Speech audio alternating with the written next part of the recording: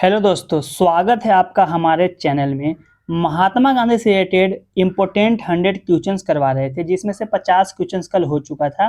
आज 51 से शुरू करते हैं और 100 तक खत्म करते हैं। इसमें सारे महात्मा गांधी से रिलेटेड इम्पोर्टेंट क्वेश्चंस कवर हो जाएंगे, जो कि एसएससी के हर एक एग्जाम्स में पूछे जाते हैं। तो चलिए स्टार्ट करते हैं। नमक सत्याग्रह कब प्रारंभ हुआ था? तो नमक सत्याग्रह 1930 ईस्वी में प्रारंभ हुआ था। गांधी जी ने किस आंदोलन को चौरा चौरी कांड के बाद वापस ले लिया था? तो असहयोग आंदोलन को वापस ले लिया था चौरा चौरी कांड होने के बाद। ठीक है। दक्षिण अफ्रीका के गांधी के रूप में किसे जाना जाता है? तो नेल्सन मंडेला को दक्षिण अफ्रीका के गांधी के रूप में माना जाता है। महात्मा गांधी जी को अंग्रेजी सरकार ने कब केसर हिंद की उपाधि से नामित किया था? और ये बहुत ही इंपॉर्टेंट क्वेश्चन है। 1915 ईस्वी में महात्मा गांधी को केसर हिंद की उपाधि से नवाजा गया था। आधुनिक गांधी के रूप में किसे जाना जाता है? तो बाबा आमटे को आधुनिक गांधी के रूप में जाना जाता है। भारत के आधारभूत शिक्षा का जनक किसे कहा जाता है? महात्मा गांधी को भारत के आधारभूत शिक्षा का जनक कहा जाता है। गांधी जी ने पोस्ट डेटेड चेक किसे कहा था? तो post dated cheque Cripps mission को कहा था। ये भी बहुत सारे एग्जाम में पूछे गए हैं कि post dated check Gandhi ji ने किसे कहा था? तो क्रिप्स मिशन को कहा था। गांधी जी ने सविनय अवज्ञा आंदोलन 1930 में कहां से शुरू किया था? तो सविनय अवज्ञा आंदोलन साबरमती आश्रम से शुरू किया था गांधी जी ने। महात्मा गांधी द्वारा सविनय अवज्ञा आंदोलन किस वर्ष शुरू किया गया था? तो 1930 ईस्वी में। एक क्वेश्चन बार बार क्यों आ रहा है? क्योंकि इंपॉर्टेंट है और हर बार पूछा जाता है। महात्मा गांधी ने व्यक्तिगत सत्याग्रह के लिए पहले सत्याग्रह के रूप में किसे चुना था? तो विनोबा भावे को महात्मा गांधी ने व्यक्तिगत सत्याग्रह के लिए सबसे पहले सत्याग्रही के रूप में चुना था। केन्या गांधी के रूप में किसे जाना जाता है? तो जोमो केन्याटा को केन्या गांधी के रूप में जाना जाता है। पैसे याद करो, केन्या देश है और उसी के नाम पे केन्याटा को याद कर लो तो याद हो जाएगा। गांधी इरविन समझौता कब हुआ था? तो 5 मार्च 1931 ईस्वी को गांधी और इरविन के बीच में समझौता हुआ था। गांधी जी को भर्ती कराने वाला सर्जेंट किसने कहा था? तो अंग्रेजों ने गांधी जी को भर्ती कराने वाला सर्जेंट कहा था। गांधी जी को किसका प्रतीक माना जाता है? तो गांधी जी खादी को किसका प्रतीक मानते थे? तो आर्थिक स्वतंत्रता का प्रतीक मानते थे। टाइम मैगजीन के द्वारा गांधी जी को मैन ऑफ द ईयर कब घोषित किया गया था? तो 1930 ईस्वी में टाइम मैगजीन के द्वारा मैन ऑफ द ईयर घोषित किया गया था। इंडोनेशिया गांधी के रूप में किसे जाना जाता है? तो अहमद सुकर्नो को इंडोनेशिया गांधी के रूप में जाना जाता है। गांधी इरविन समझौता कहां पर हुआ था? तो शिमला में गांधी इरविन समझौता हुआ था। गांधी जी किस उद्योग के समर्थक थे? तो कुटीर उद्योग के, क्योंकि वो हमेशा जो घरेलू उद्योग होता था ना उसी को सपोर्ट करते थे। इसी वजह से गांधी जी कुटीर उद्योग के समर्थक थे। गांधी जी की मृत्यु पर किसने कहा था कि हमारे जीवन से प्रकाश चला गया है? तो पंडित जवाहरलाल नेहरू ने गांधी जी की मृत्यु पे बोला था कि हमारे जीवन से प्रकाश चला गया है। कांग्रेस के किस अधिवेशन महात्मा गांधी ने कहा था कि गांधी मर सकते हैं लेकिन गांधीवाद सदा जीवित रहेगा? 1931 के कराची अधिवेशन में। सीमांत गांधी के नाम से किसे जाना जाता है? बहुत ही इंपॉर्टेंट क्वेश्चन, इसको वीवीआई भी लिखोगे तो कम ही है, क्योंकि बहुत सारे एग्जाम में पूछे गए हैं। खान अब्दुल गफर खान को सीमांत गांधी के नाम से जाना जाता है। भारत छोड़ो आंदोलन कहाँ शुरू हुआ था? तो बारदौली से भारत छोड़ो आंदोलन शुरू हुआ था। गांधी इरविन समझौता का संबंध किससे है? तो सविनय अवज्ञा आंदोलन से गांधी इरविन समझौता का संबंध है।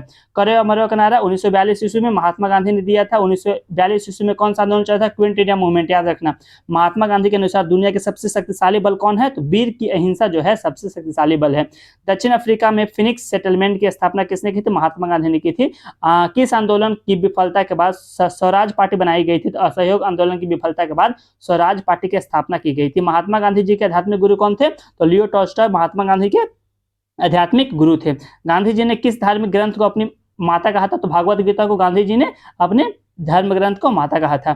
संयुक्त राष्ट्र ने कब महात्मा गांधी के जन्म 2 अक्टूबर को विश्व अहिंसा दिवस? तो सबसे पहले 15 जून 2007 को विश्व अहिंसा दिवस के रूप में 2 अक्टूबर को मनाया जाने का क्या किया गया था?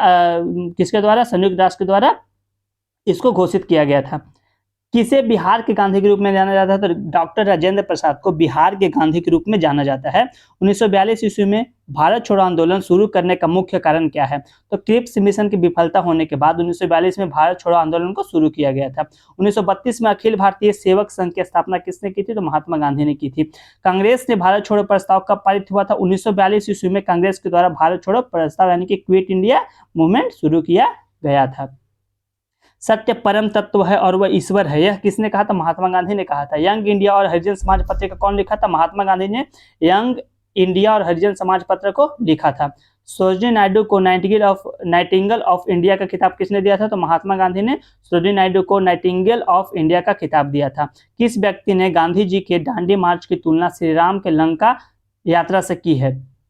तो मोतीलाल नेहरू ने। गांधी जी के साथ नमक सत्याग्रह का नेतृत्व किसने किया था?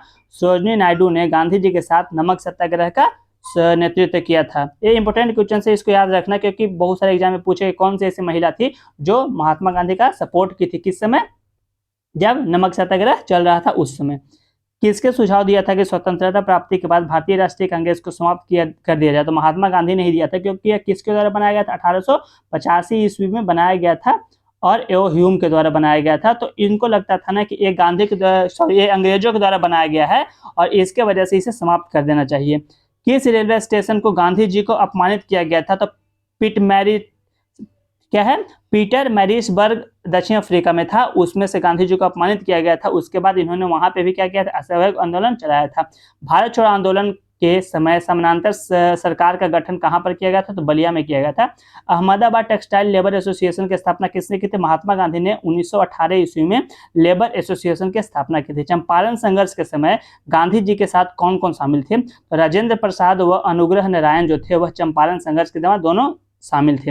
अब एक क्वेश्चन से याद रखो कि इस समय सबसे पहले गांधी जी को कौन बुलाया था? तो याद है राजकुमार जो शुक्ल था, उन्होंने सबसे पहले उनको आग्रह किया था आने के लिए। असहयोग आंदोलन का आरंभ कब हुआ था? तो 1920 ईस्वी में असहयोग आंदोलन का आरंभ हुआ था।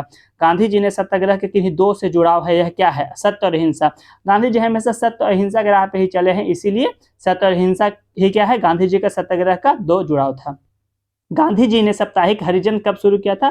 तो जो उनकी पत्रिका थी साप्ताहिक हरिजन, उसको 1933 ईस्वी में शुरू किया था।